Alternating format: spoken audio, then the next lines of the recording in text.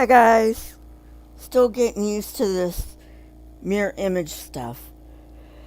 So, anyway, first we've got comment of the week. Oh, welcome to the Saturday live stream. That's first. But for the more serious stuff, first we've got comment of the week. And comment of the week comes from, what do you mean Christianity was invented? And the comment comes from Phoneybeetlemaniacxs. She or he, I'm not quite sure.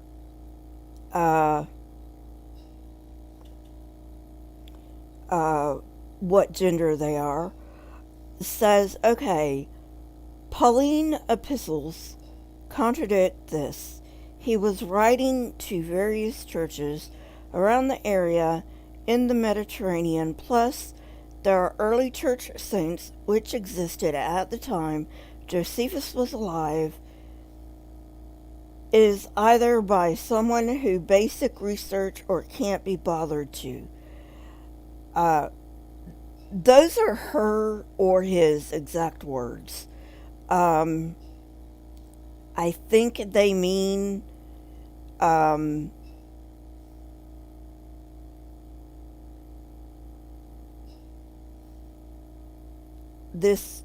my video was put together. In other words, I'm the one that can't do basic research or can't be bothered to.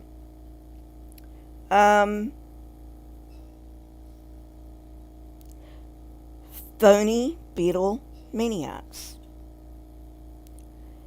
You are more than welcome to come on my channel. I don't have a problem with that. We can discuss it. You said you have a problem with doing it in the comments. I don't mind if you come on my channel. Don't bother me in the least. However, there are some things that you should know that you probably do not know. Excuse me. And you not knowing these things is not your fault. There are people who hide the truth. And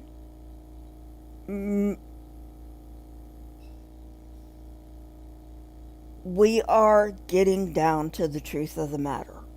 Slowly but surely, we are getting down to the truth of the matter. When you talk about Paul,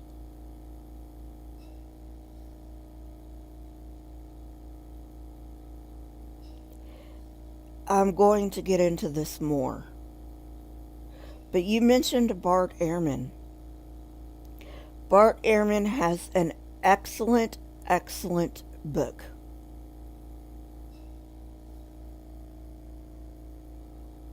I can't remember exactly what it's called right now. But it has something to do with books being forged in Paul's name. Now, the people at the top of the churches, the Catholic Church, the Orthodox Church, the theological seminaries, everybody who has an education in this stuff. Hey, Daily Atheist Morning Show. What you doing? Everybody who has an education in this stuff knows that some of the Pauline epistles have been forged. And since you seem to at least know Bart Ehrman as an author, I'm not saying you know him as in a personal relationship, but since you know him as an author, I assume that you're willing to read him. You need to read him, not just bring up his name to me in a comment section on my channel saying blah, blah, blah, blah, blah. Okay? You actually need to read his books. Because, like I said, everybody who has an education in this field knows that some of the Pauline epistles were forged. That's not up for debate. Okay, Daily Atheist Morning Show. I'll see you later. If I'm up, I will definitely come on your show. So I don't know whether I'm going to be up or not. It just depends. But thanks for stopping by. Okay, so getting back to Phoneybeetlemaniacxs. Okay, so the other thing, you said that there were Christian saints in Josephus' time.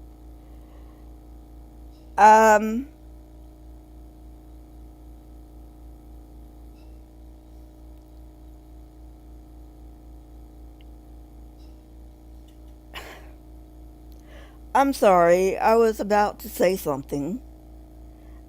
Oh, okay. Okay, Daily Atheist Morning Show. Then yeah, I don't know. I'm up all hours of the night and day, so who knows. Um,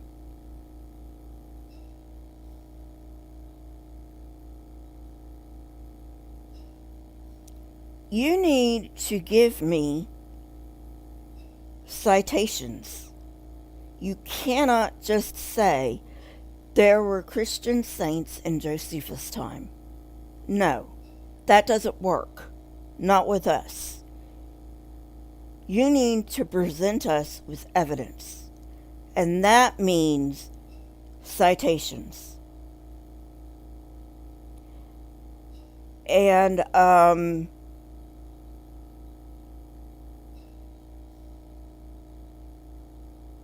I will not accept as citations anyone who is not an expert in this field. You can cite Bart Ehrman. I have no problem with that. You can cite, other theologians that have a bona fide degree. Okay? Who you cannot cite, or you can, rather, I will not accept as a citation. Who I will not accept as citations are people like Kenham and Kent Hovind. I will not accept those. They do not have bona fide credentials in this area. In fact, they don't have bona fide credentials in any area. So,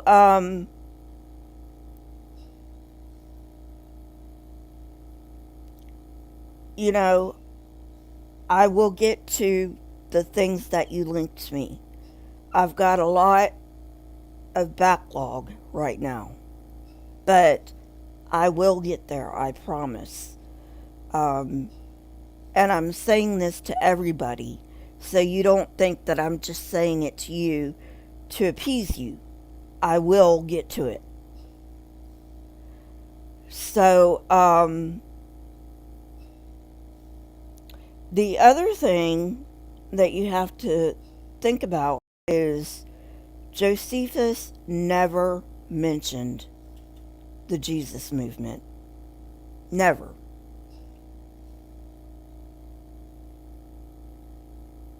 But he did mention the 4 other movements. Now, you have to ask yourself, why? And Phoneybeetlemaniacxs, I don't care what you believe. I just want you to believe something because you believe it. And in fact, I don't really care if it's true or not. You can believe in unicorns for all I care. All I care is that you believe it because you believe it. Not because some idiot up on a platform behind a pulpit told you to believe it. Find out what you believe.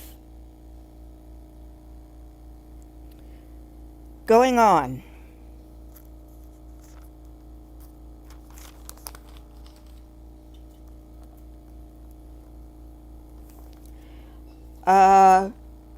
Okay. So, we are in Genesis 15,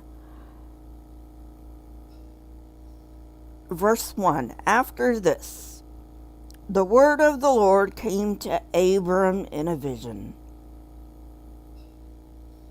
Do not be afraid, Abram.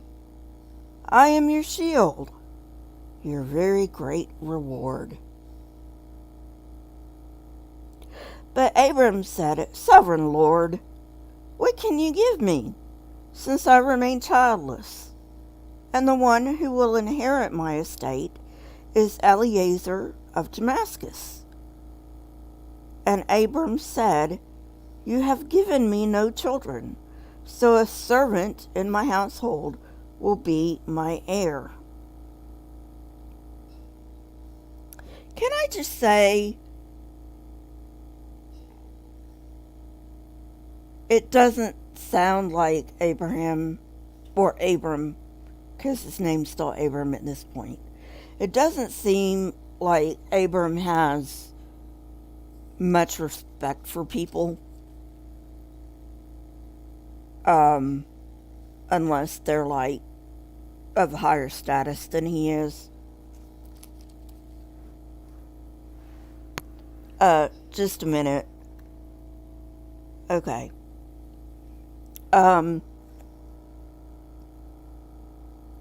Then the word of the Lord came, excuse me.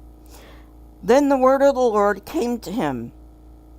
This man shall not be your heir, but a son, who is your own flesh and blood, will be your heir.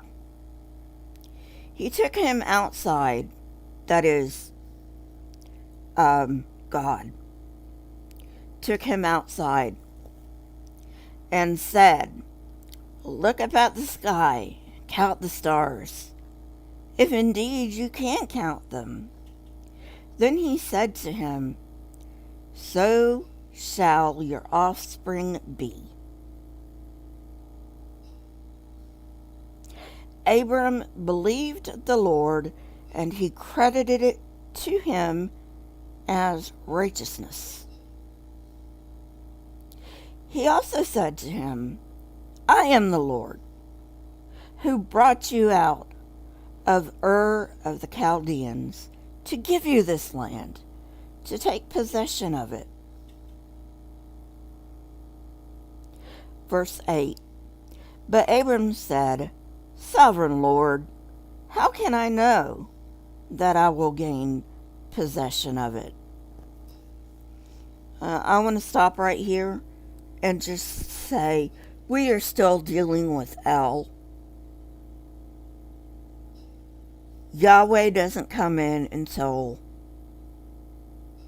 the story of Moses. And, Moses,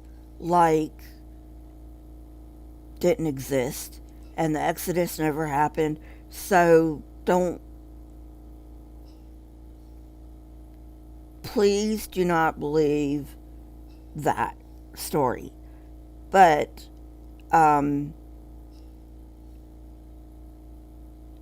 Yahweh was introduced later. Yahweh is not the God of the patriarchs. El is the God of the patriarchs.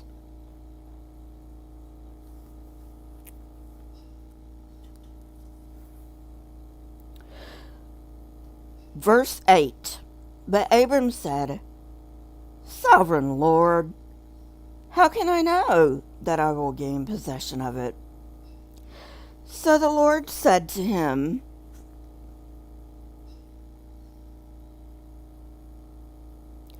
Bring me a heifer, a goat, and a ram, each 3 years old, along with a dove and a young pigeon.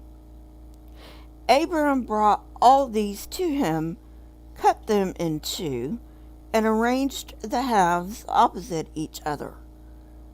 The birds, however, he did not cut in half. Then birds of prey came down on the carcasses, but Abram drove them away.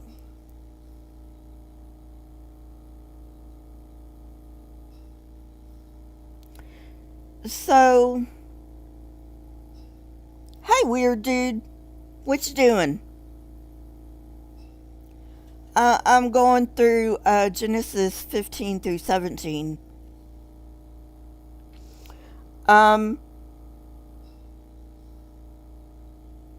So, not that I believe the Bible or anything, but when did God ask Abram to cut the animals, excepting the birds, in half? It didn't. I mean, he didn't. Not according to this. Verse 10. Abram brought all these to him, cut them in two, and arranged the halves opposite each other. The birds, however, he did not cut in half. Then the birds of prey came down on the carcasses, but Abram drove them away. Hi, Phoneybeetlemaniacxs.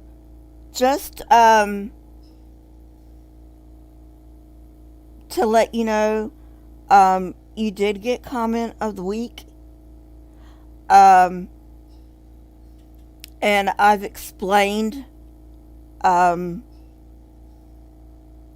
I will explain later, why Paul, or the Pauline epistles, to be more accurate, are not a really good source of information. You're welcome, Phoneybeetlemaniacxs. You don't have to agree with me. I don't want to be in an echo chamber, you know? But I will get there, I promise.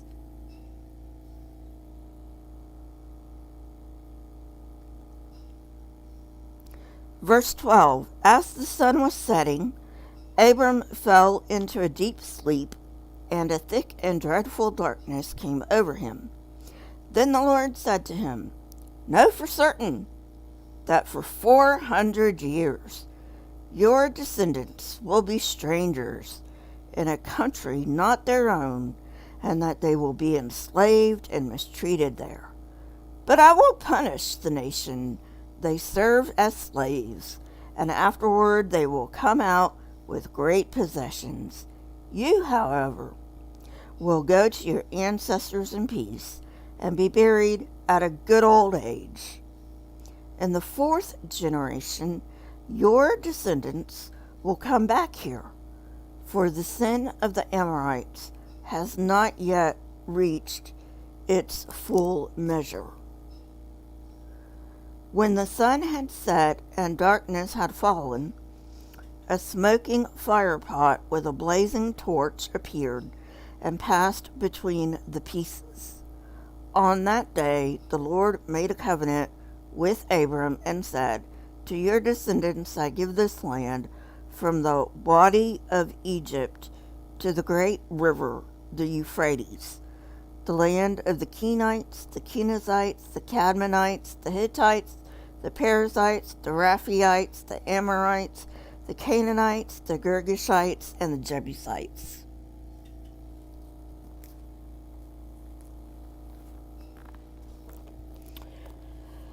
Chapter 16. Oh, sorry. Now Sarai, Abram's wife, had borne him no children, but she had an Egyptian slave named Hagar. So she said to Abram, "The Lord has kept me from having children. Go, sleep with my slave. Perhaps I can build a family through her." Great.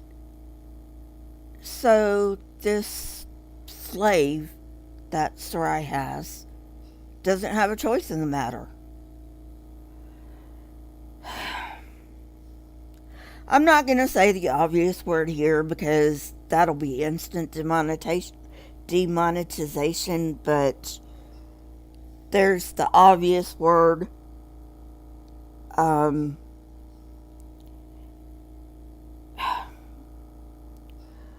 But then again, women were property back then anyway, so I guess it didn't matter if you were a slave or not. Abram agreed to what Sarai said. So after Abram had been living in Canaan 10 years, Sarai, his wife, took her Egyptian slave Hagar and gave her to her husband to be his wife. He slept with Hagar, and she conceived. When she knew she was pregnant, she began to despise her mistress. Then Sarai said to Abram, "You are responsible for the wrong I am suffering. I put my slave in your arms, and now that she knows she is pregnant, she despises me. May the Lord judge between you and me."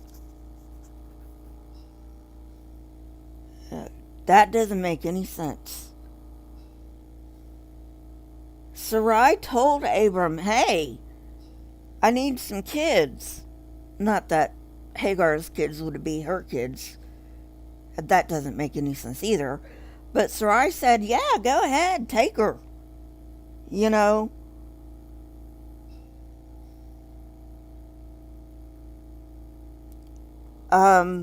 So I can have kids through her. And then she gets pregnant and Sarai's like, "You did me wrong, husband."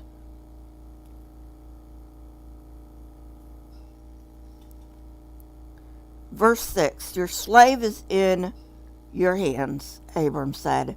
"Do with her whatever you think best." Then Sarai mistreated Hagar, so she fled from her. The angel of the Lord found Hagar near a spring in the desert. It was the spring that is beside the road to Shur. And he said, "Hagar, slave of Sarai." So obviously, God doesn't have any problem with slavery. He just has a problem with the Jews being slaves.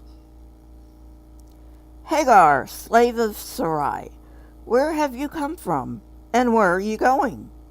"I'm running away from my mistress Sarai," she answered. Then the angel of the Lord told her, "Go back to your mistress and submit to her." The angel added, "I will increase your descendants so much that they will be too numerous to count." The angel of the Lord also said to her, "You are now pregnant, and you will give birth to a son. You shall name him Ishmael, for the Lord has heard of your misery. He will be a wild donkey of a man." Why is God insulting someone before they were even born? But I guess That's to be expected because Jacob have I chosen, Esau have I hated. We'll get there. If you haven't heard that one yet, we'll get there. He will be a wild donkey of a man. His hand will be against everyone, and everyone's hand against him. And he will live in hostility toward all his brothers. She gave this name to the Lord, who spoke to her. You are the God who sees me, she said, for I have now seen the one who sees me. That is why the well was called Bir Lahai Roy. It is still there between Kadesh and Bered. So Hagar bore Abram a son, and Abram gave the name Ishmael to the son she had born. Abram was 86 years old when Hagar bore him Ishmael.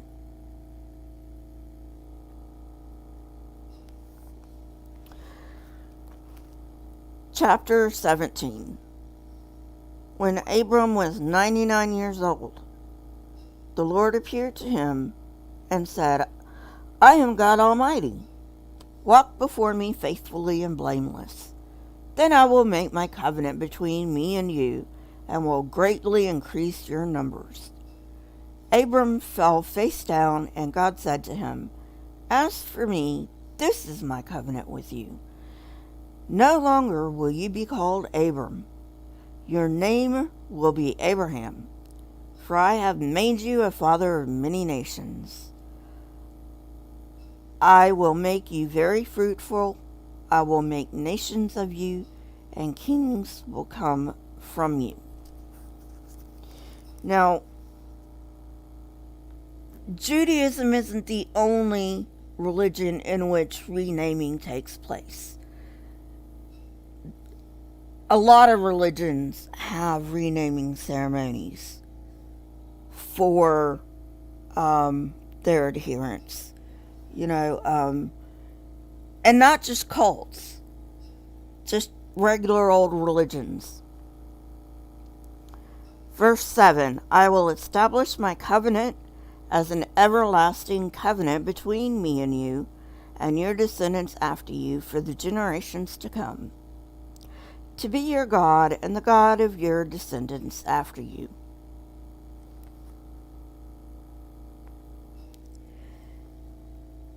This is very important.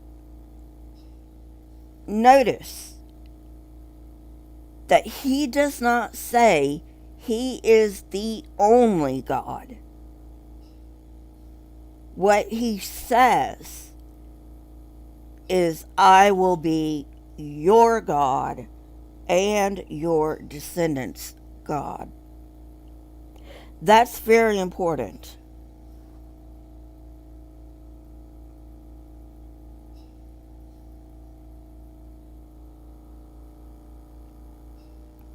Verse 8, the whole land of Canaan, where you now reside as a foreigner, I will give as an everlasting possession to you and your descendants after you, and I will be their God.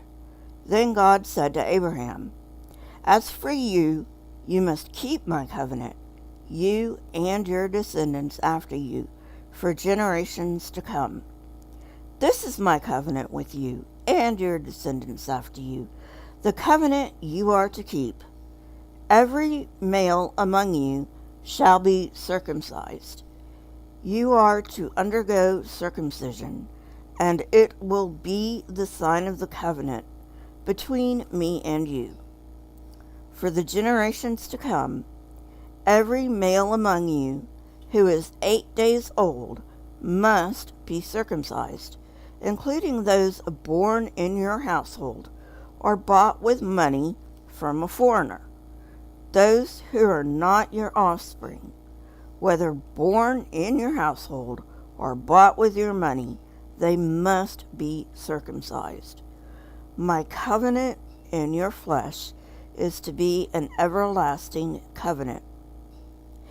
Any uncircumcised male who has not been circumcised in the flesh will be cut off from his people. He has broken my covenant. Weird dude. No, Jesus hasn't even entered the picture. Um, we're talking about L.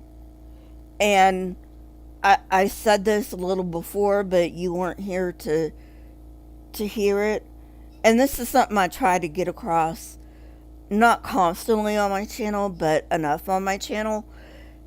El and Yahweh were two separate gods. This is El. The patriarchs worshipped El. Yahweh does not come into the picture until later.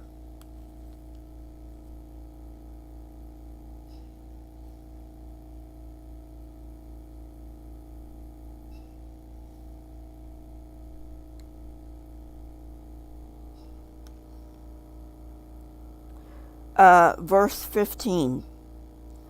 God also said to Abraham, "As for Sarai, your wife, you are no longer to call her Sarai.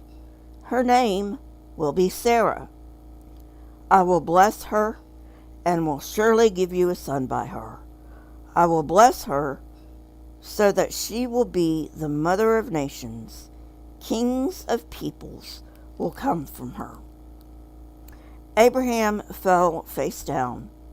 He laughed and said to himself, "Will a son be born to a man 100 years old? Will Sarah bear a child at the age of 90? And Abraham said to God, "If only Ishmael might live under your blessing."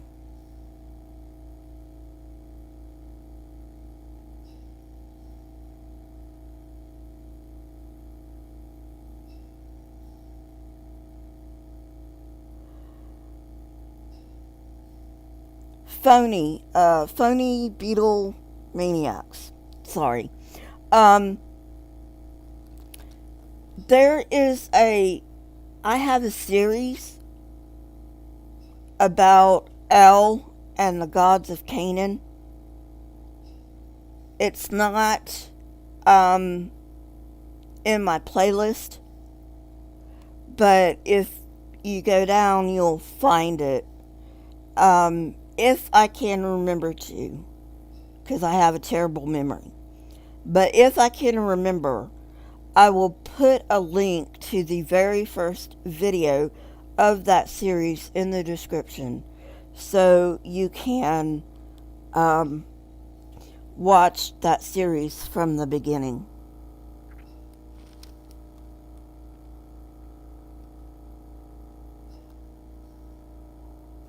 Verse 18.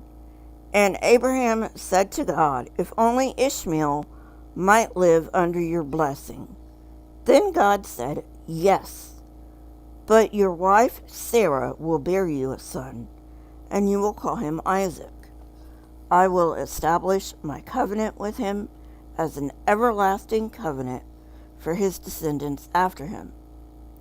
And as for Ishmael, I have heard you.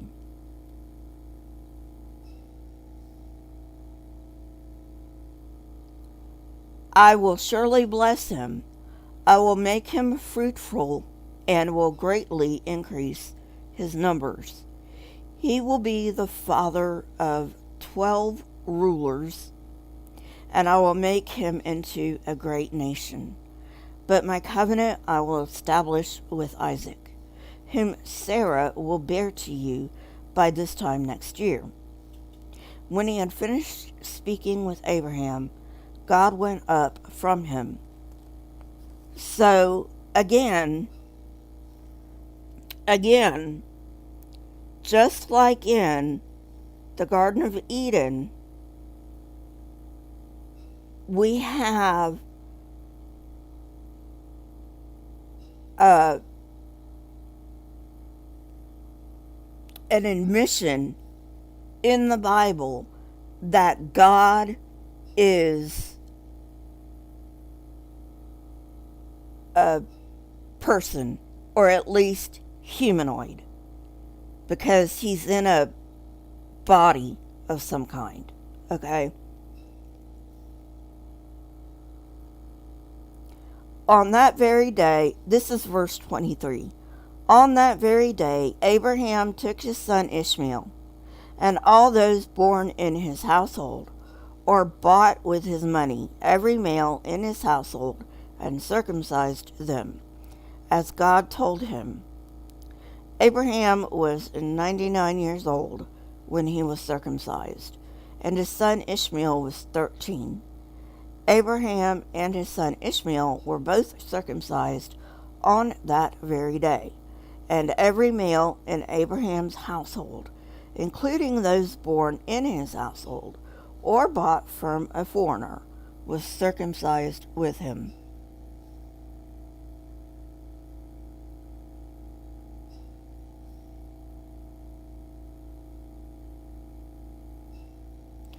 Do you mean a celestial body?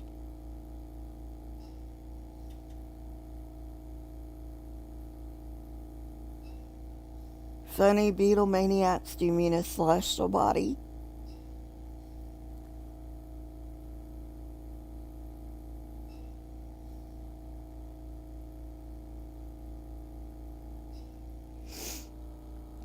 Um,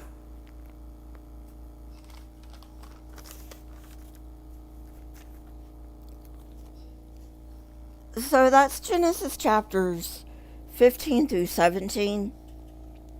Um, okay.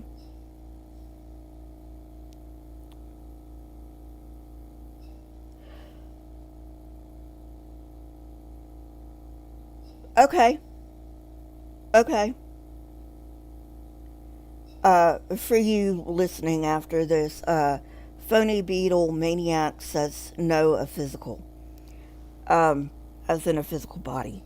So, yes, the Bible describes El as having a physical body. And remember, El is the God that the patriarchs worshipped. Yahweh did not come in until later. And I will get to that. I need to go very orderly because of the way my memory is.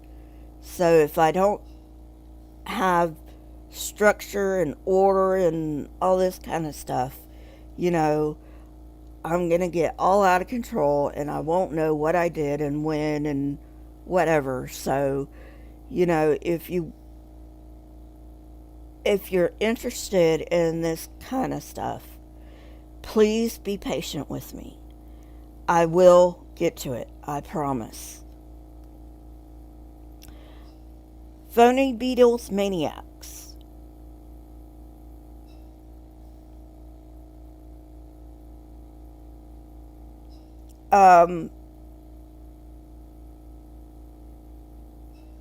I will get to the links that you dropped me in my comment section.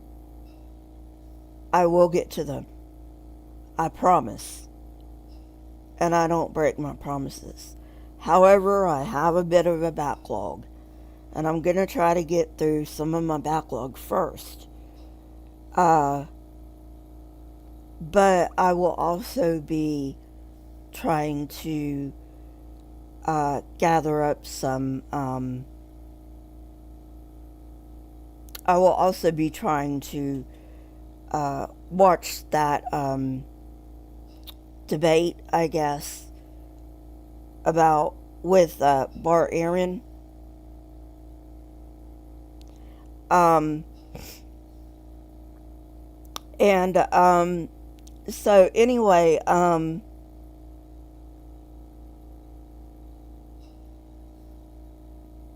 see, is there anything else I need to say?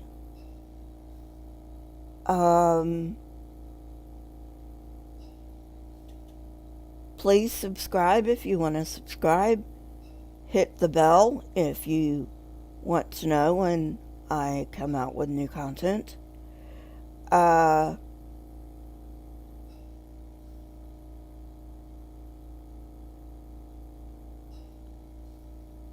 Phoneybeetlemaniacxs, I will go as soon as I get off, and I will go find that video the first in the series of um, El and the Canaanite gods. Um, Another series that you might be interested in is the emergence of Israel. It is not what the Bible says it is. Um, so, and I give you all my references. Um, I'm not making stuff up. I'm not trying to pull the wool over your eyes or anything like that. You know, everything's out there. You know, and all I want to do is make sure that you believe what you believe because you believe it. That's all. I don't really care if you remain a Christian. I myself am an atheist, but, I don't really care. Uh, no, it's fine. It's fine. It's no big deal. It's no big deal. I'm just letting you know. I put my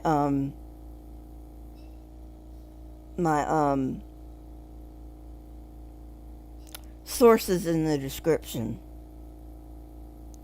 Um, so anyway, I'm actually gonna go now, and I will see you guys later. Thanks for tuning in.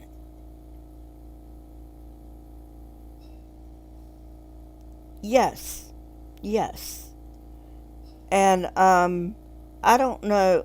Um, I don't. I know you don't really want to have a conversation in the comments. Um, I don't know what we can do about that, but I don't. If you want to come on my show, I don't have a problem with that. You can come on and we can talk about things. It's no big deal. You know. Um, so if you want to do that, my email's in the description, and you can just email me, and we can set something up. It's no big deal. Alrighty, I'll talk to you later. Bye.